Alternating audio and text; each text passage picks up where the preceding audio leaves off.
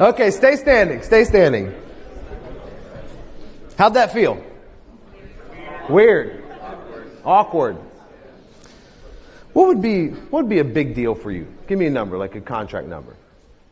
100 grand, 500 grand, $1 million. What would be a big deal? $1 million. Let's just say $1 million for fun. Okay. You just asked your client to sign a $1 million contract. By the way, that was 30 seconds. How long did it feel? A long time. You ask your client to sign a $1 million contract and they don't say anything for 30 seconds. What would you do? You've already demonstrated what you would do. The need to want to talk and say something and the anxiety would be overwhelming, right? And then you would say, did I tell you about the money back guarantee?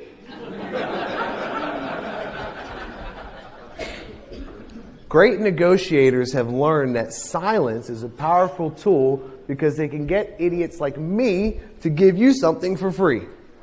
So does your client not have a right to think about that decision for 30 seconds? Do they? Of course they do. But the need and to want to say something, and we already talked about it, the need to want to puke is uncontrollable. And we're transferring that nervous energy to that person.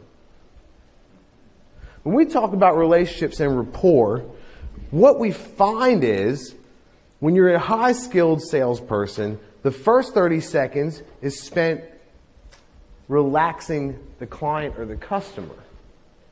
People that are unprepared and have not decided the exact words they're going to say throughout this whole process, why we call it a funnel, that breaks down every step of what you do, they spend time relaxing who? Themselves. And that's wrong. That is where we get in trouble. And when we talk about the ability to build rapport quickly and break down that communication, that's what I'm talking about, where that differentiator is. So, now we've asked the client to sign a $1 million deal, and now we're shaking and puking all over them. Tell your partner which eye you were looking at. Go ahead, just tell your partner right now.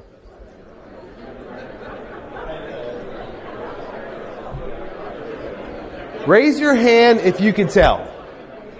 Raise your hand. About 30% of you. Okay. You can't tell. The only way you can tell is if your partner switched eyes. And then you caught the movement back and forth between their eyes. And when their eyes go back and forth, what do we call that? They shifty eyes. Oh, this is perfect. Now I'm puking all over my client. I got high anxiety. I've asked him to sign a $1 million deal, and I got shifty eyes. This is going really well so far. But when I tell you in close communication you want to look at one eye, or their nose, or their mouth, or their forehead, and the client can't tell, you're nervous that they can tell, and you switch eyes. Is close communication a key part to what you do in this business? Again, it's all about relaxing the person across the table from me. Raise your hand if you saw your partner's pupil dilate. Raise your hand. That's a sign of attraction. I see you there.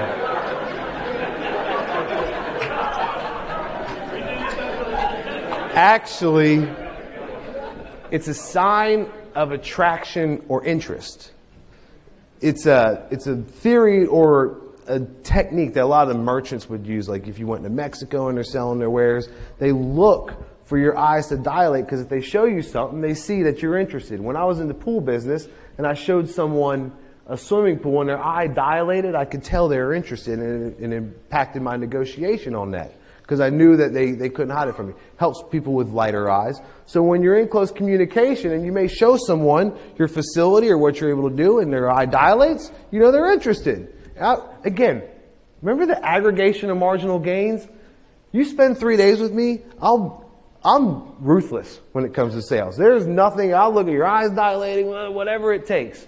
So when we talk about your ability to communicate, build relationships, understand if they're interested, all this stuff puts me over the top from anybody else that has to sell against me.